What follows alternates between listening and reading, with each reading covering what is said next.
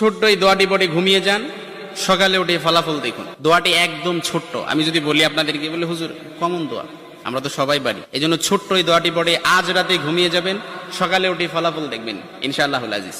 আপনি মাথা থেকে বোঝা নামিয়ে ফেললে যেরকম হালকা হয়, আপনি এরকম হালকা মনে করবেন।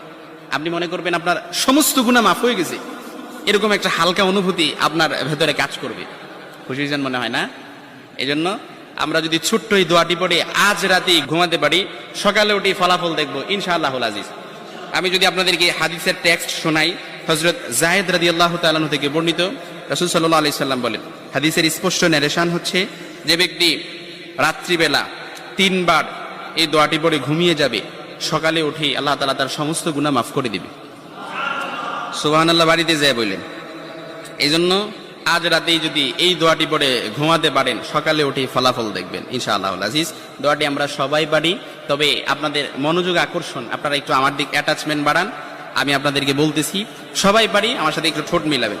আস্তাগফিরুল্লাহাল্লাযী লা ইলাহা ইল্লা হুয়াল হাইয়ুল কাইয়্যুম ওয়া আতুবু ইলাইহি লা হাওলা ওয়ালা কুওয়াতা ইল্লা বিল্লাহিল আলিয়্যিল আযীম।